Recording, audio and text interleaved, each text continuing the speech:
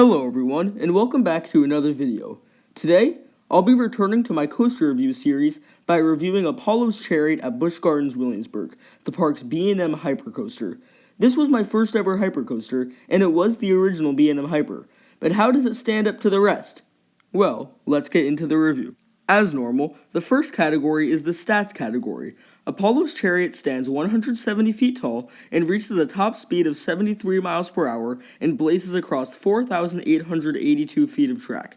You may be wondering, how is this considered a hypercoaster if it's only 170 feet tall? Well, this coaster uses the terrain by dropping into a ravine, making the first drop 210 feet long. This ride has some very solid stats.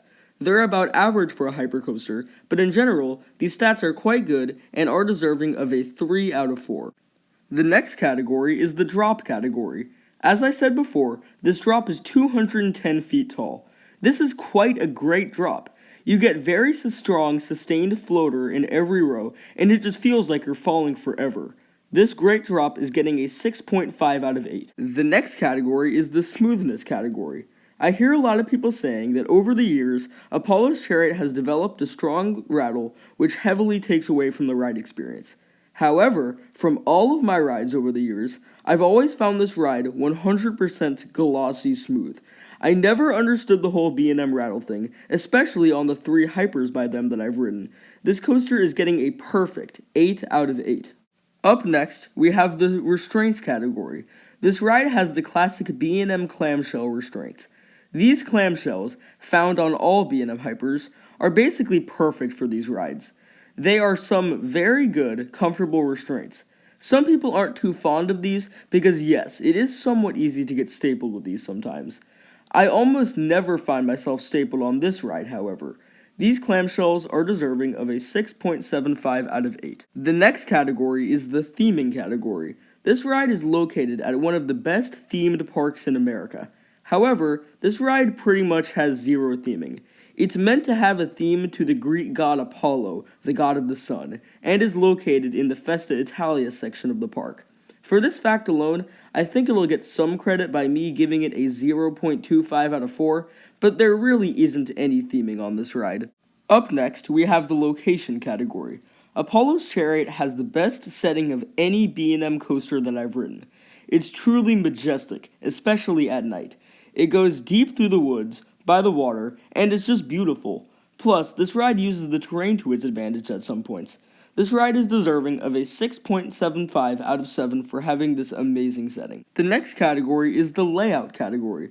Apollo's Chariot has a pretty standard B&M hypercoaster layout, consisting of multiple large camelbacks with some smaller camelbacks later in the ride after the mid-course brake run. Apollo's Chariot's layout will get an 8.25 out of 10 for having the original B&M hypercoaster layout, which you really can't go wrong with.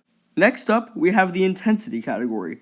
B&M hypers aren't known for delivering too well in this category, and while I wouldn't say Apollo's Chariot is that forceful of a ride, it is actually one of the more forceful B&M hypers I've ridden. The turn after the second camelback is actually quite forceful and is a good element. Apollo's Chariot will get a 3 out of 7 for this category, for not being all that intense, but keep in mind, this ride wasn't built for the intensity, so I think it's fair to give it this score for packing in a forceful turn and a somewhat forceful helix. Now we reach the most important category, which is the airtime category. This ride is focused on having some good floater airtime. Does it provide it? Heck yes. This ride packs in some of my favorite floater moments out there, with the first drop and the 2 camelbacks following it. Plus, this ride actually has some of the strongest B&M airtime I've experienced, with the drop off the mid-course brake run and the final hill, which both provide very good flowjector airtime. Floater and flowjector aren't exactly my favorite types of airtime. I much prefer sharp ejector like on RMCs, but I still love Apollo's Chariot's airtime, and it deserves an 8.75 out of 10 for this category. Next up, we have the fun factor category. Apollo's Chariot is such a fun ride. With the glossy smooth, airtime-filled ride through the wonderful setting, I've never had a ride on Apollo's Chariot where I didn't have fun. It's getting an 8.75 out of 10 for this category. And now we have come to the overall score. Apollo's Chariot gets a 59.75 out of 76.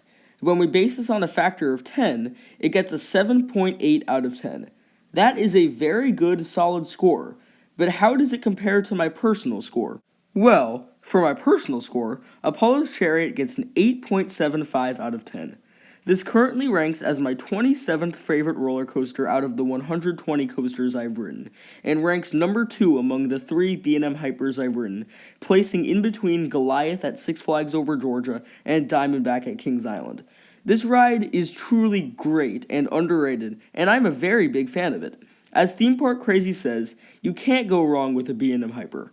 There are just really fun, smooth, floater airtime-filled rides where it's hard not to see the good in them. I'm making this review now because on April 2nd and April 3rd, I'm going back to Busch Gardens Williamsburg for the first time since October 20th, 2019, and re-riding this masterpiece.